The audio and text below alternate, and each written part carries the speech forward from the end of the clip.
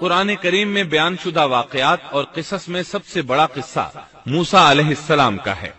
آپ اللہ کے اولو العزم رسول تھے۔ آپ کا قصہ قرآن کریم کی 73 سورتوں میں جا بجا پھیلا ہوا ہے۔ 73 سورتوں میں پھیلے ہوئے قصے کو یکجا کرنا آسان کام نہیں۔ ایسے واقعات کی جزیات کو قرآن و حدیث کی چھلنی میں سے گزارنا انتہائی ضروری ہے۔ تو آئیے سنتے ہیں قصہ سیدنا موسیٰ علیہ السلام کا۔ اللہ تعالی سورۃ القصص آیت 1 تا 3 میں فرماتے ہیں، شروع اللہ کے نام سے جو بڑا مہربان نہایت رحم والا ہے۔ تا سین میم، یہ روشن کتاب کی آیات ہیں۔ ہم آپ کے سامنے موسیٰ اور فرعون کا صحیح واقعہ بیان فرماتے ہیں ان لوگوں کے لیے جو ایمان رکھتے ہیں۔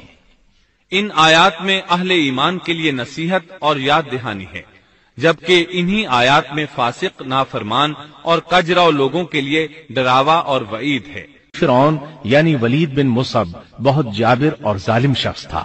ظلم و جبر کی ان آخری حدوں کو پہنچ گیا تھا جن تک شاید انسانوں میں سے کوئی بھی نہ پہنچا ہوگا، یہاں تک کہ اس نے رب ہونے کا دعویٰ کر دیا۔ وہ اللہ تعالیٰ کا انکار کرتے ہوئے کہا کرتا تھا۔ فرعون کہنے لگا، اے درباریوں، میں تو اپنے سوا کسی کو تمہارا معبود نہیں جانتا۔ کہنے لگا، تم سب کا رب میں ہی ہوں۔ اس نے الوہیت اور ربوبیت دونوں میں اللہ تعالی سے جھگڑا کیا۔ یقیناً فرعون نے زمین میں سرکشی کر رکھی تھی اور وہاں کے لوگوں کو گروہ گروہ بنا رکھا تھا اور ان کے ایک فرقے کو کمزور کر رکھا تھا، اور ان کے لڑکوں کو تو ذبح کر ڈالتا تھا اور ان کی لڑکیوں کو زندہ چھوڑ دیتا تھا۔ بلا شک و شبہ وہ تھا ہی فساد کرنے والوں میں سے۔ اس نے لوگوں کے گروہ اور جماعتیں بنا رکھی تھیں۔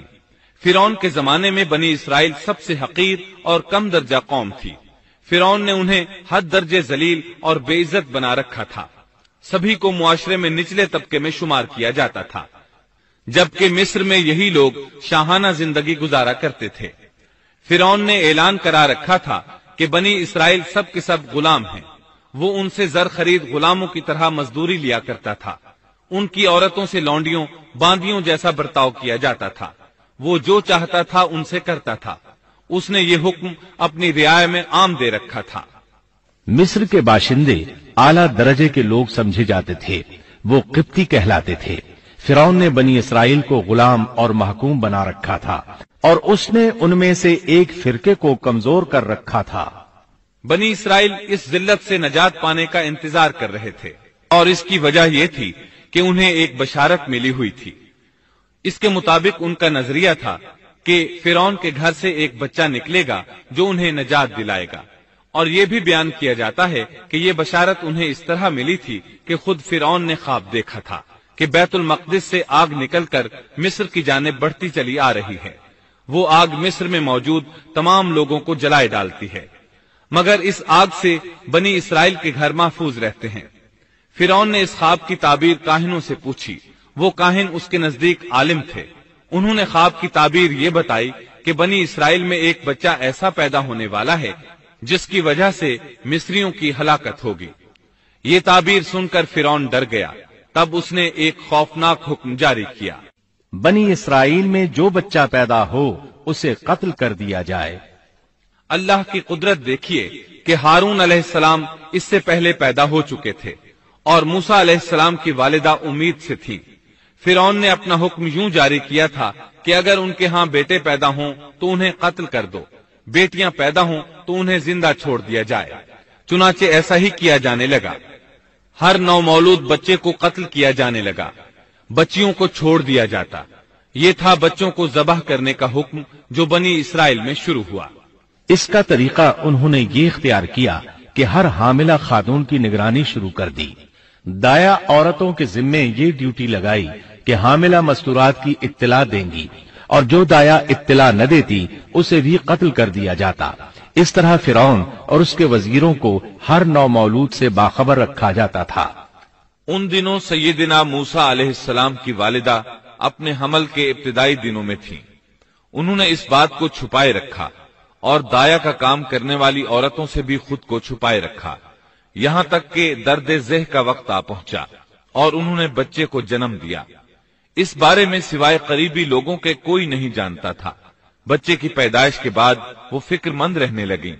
हमल के दिनों में तो उन्होंने खुद को छुपा लिया था, अब बच्चे को कैसे छुपाएं? फिर भी अपनी पूरी कोशिश करती रहीं, यहां तक कि उनके पास अल्लाह का हुक्म आ गया। ये हुक्म अल्लाह ने उनके दिल में डाला था, यानी इल्का किया गया था। ये वो वही नहीं थी जो पैगंबरों पर आती है।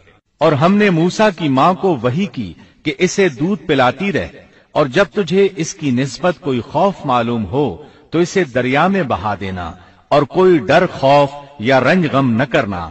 हम यकीनन इसे तेरी तरफ लौटाने वाले हैं और इसे अपने पैगंबरों में बनाने वाले हैं।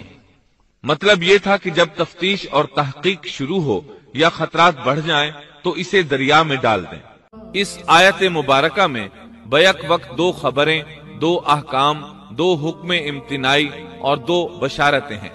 यानी हमने मूसा की माँ को वही की कि इसे दूध पिलाती रहे, ये दो खबरें हैं। और जब तुझे खौफ महसूस हो तो इसे दरिया में बहा दे, ये दो हुक्म हैं। कोई खौफ न खा और कोई गम न कर, ये दो इम्तिनाई हुक्म हैं। हम यकीनन इसे तेरी तरफ लौटाने वाले हैं और इसे अपने पैगंबरों में से एक पैगंबर बनाने वाले हैं। ये दो बशारतें हैं। और फिर वाकई तलाश शुरू हो गई। बनी इसराइल पर सख्ती की गई। मूसा अलैहिस्सलाम की माँ ने अल्लाह के हुक्म के मुताबिक बच्चे को संदूक में रखा और दरिया में छोड़ दिया। साथ ही मूसा अलैहिस्सलाम की बहन से कहा, तू भी इसके पीछे पीछे चलती जा। चुनाचे वो दरियाए नील की मौजों में चले और उनकी बहन किनारे किनारे चली, अपने भाई की निगरानी करती जा रही है कि दरिया में डालने के बाद क्या बनता है। अल्लाह ताला सूरतुल कसस आयत 11 में फरमाते हैं, मूसा की वालिदा ने उनकी बहन से कहा, तू इसके पीछे पीछे जा। तो वो उसे दूर से देखती रही और फिरौनियों को इसका इल्म भी न हुआ। संदूक बहता हुआ फिरौन के महल्लात के करीब आन ठहरा। महल्लात दरियाए नील के किनारे थे। अल्लाह ताला सूरतुल कसस में फरमाते हैं, आखिर फिरौन के आदमियों ने संदूक उठा लिया। आखिरकार यही बच्चा उनका दुश्मन हुआ और उनके रंज का बायस बना। अब वो इसकी भलाई चाह रहे हैं, लेकिन वही फिरौनियों के लिए वबाल जान बनने वाला था। अल्लाह सूरतुल कसस आयत 8 में फरमाते हैं, कुछ शक नहीं कि फिरौन और हामान और उनके लश्कर थे ही खताकार। फिरौन की बीवी ने फौरन पहचान लिया कि ये बच्चा बनी इसराइल में से है। चुनाचे उसने कहा, और फिरौन की बीवी ने कहा, ये तो मेरी और तेरी आंखों की ठंडक है, इसे कत्ल न करो। बहुत मुमकिन है ये हमें कोई फायदा पहुंचाए या हम इसे अपना बेटा ही बना लें। और ये लोग शऊर ही नहीं रखते थे। मतलब ये कि इस पूरे मामले में अल्लाह ताला की तदबीर से उन्हें आगाही नहीं थी। इस पर फिरौन ने कहा, ये सिर्फ तेरी आंखों की ठंडक है, मेरी नहीं। मैं नहीं चाहता बनी इसराइल का कोई बच्चा मेरी निगरानी में पले, लिहाजा ये सिर्फ तेरी ही आंखों की ठंडक है। इब्ने अब्बास रजी अल्लाह अन्हुमा फरमाते हैं, अगर फिरौन ये बात कह देता कि ये मेरी भी आंखों की ठंडक है तो अल्लाह ताला उसे हिदायत दे देता, लेकिन उसने यूं कहा, ये सिर्फ तेरी आंखों की ठंडक है, मेरी नहीं। और फिर हुआ भी यही। मूसा अलैहिस्सलाम आसिया की आंखों की ठंडक बन गए, फिरौन की आंखों की ठंडक न बने। अल्लाह ताला सूरतुल कसस आयत 10 में फरमाते हैं, और मूसा की वालिदा का दिल बेकरार हो गया। यानी उसका दिल मूसा अलैहिस्सलाम की याद के अलावा दुनिया की हर चीज से खाली हो गया। माँ की मोहब्बत और माँ के दिल का हाल जरा देखिए। मुसीबत में उस पर क्या गुजरती है। वो मेहरबानी जो माँ के दिल में होती है, वो मोहब्बत जो सिर्फ उसी दिल का खासा है। हम मर्दों की जमात इस कैफियत को नहीं जानती जो मुसीबत के वक्त माँ के दिल पर गुजरती है। चुनाचे अल्लाह ताला फरमा रहे हैं, और मूसा की वालिदा का दिल बेकरार हो गया। यानी मूसा अलैहिस्सलाम की मोहब्बत के सिवा उस दिल में और कुछ न रहा। हर वो चीज जो उसे दुनिया में प्यारी थी, मूसा की मोहब्बत पर गालिब ना आ सकी। बस दिल में मूसा ही मूसा थे। अल्लाह ताला सूरतुल कसस आयत 10 में फरमाते हैं, करीब थी कि इस वाक़े को बिल्कुल जाहिर कर देती अगर हम उनके दिल को ढारस न दे देते। ये इसलिए कि वो यकीन करने वालों में रहे। अब देखिए अल्लाह ताला के काम। उनके नूरे चश्म को किस तरह उनकी तरफ वापस लौटाया। बच्चा जब महल में पहुंचा तो उसने दूध के लिए रोना शुरू कर दिया। اس کے پاس دودھ پلانے والیاں لائی گئیں، لیکن بچے نے کسی عورت کا دودھ نہ پیا۔ آخر وہ بچے کو اٹھا کر باہر لائے۔ اللہ آیت 12 میں فرماتے ہیں، اور ان کے پہنچنے سے پہلے ہم نے موسیٰ پر دائیوں کا دودھ حرام کر دیا تھا۔ جو عورت بھی آپ کو دودھ پلانے کی کوشش کرتی ناکام ہو جاتی۔ اب ظاہر ہے یہ رکاوٹ تو اللہ تعالیٰ کی طرف سے تھی، کوئی دودھ پلانے میں کامیاب ہو بھی کیسے سکتی تھی۔ ادھر موسیٰ علیہ السلام کی بہن دور کھڑی یہ سب دیکھ رہی تھی۔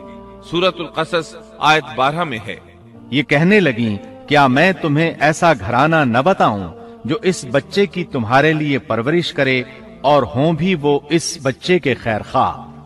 انہوں نے پوچھا، اے بچی، تو کیسے جانتی ہے کہ وہ اس بچے کی خیر خواہی کریں گی؟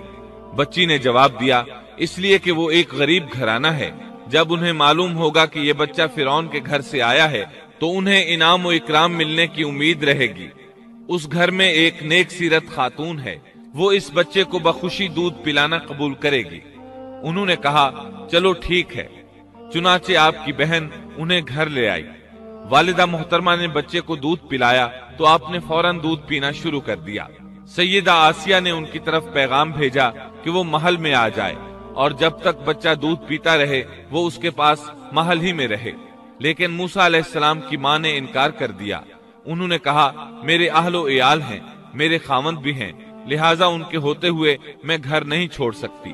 اب چونکہ بچے نے کسی اور کا دودھ پینا قبول نہیں کیا تھا، اس لیے وہ خود بچے کو لے کر آتے تھے۔ اس طرح موسیٰ علیہ السلام کی والدہ کا بے حد احترام ہونے لگا۔ فرعون کے ہر کارے تحفے تحائف ان کے گھر لانے لگے۔ اللہ تعالیٰ آیت 13 میں فرماتے ہیں، پس ہم نے اسے اس کی ماں کی طرف واپس پہنچایا تاکہ اس کی آنکھیں ٹھنڈی رہیں اور آزردہ خاطر نہ ہو، اور جان لے کہ اللہ کا وعدہ سچا ہے، لیکن اکثر لوگ نہیں جانتے۔ اس طرح موسیٰ علیہ السلام شاہی محل میں پلنے بڑھنے لگے، یہاں تک کہ 18 سال کے خوبرو نوجوان ہو گئے۔ اللہ تعالیٰ آیت 14 میں فرماتے ہیں، اور جب موسیٰ اپنی جوانی کو پہنچ گئے اور پورے توانا ہو گئے تو ہم نے انہیں علم و حکمت عطا فرمایا۔ نیکی کرنے والوں کو ہم اسی طرح بدلہ دیا کرتے ہیں۔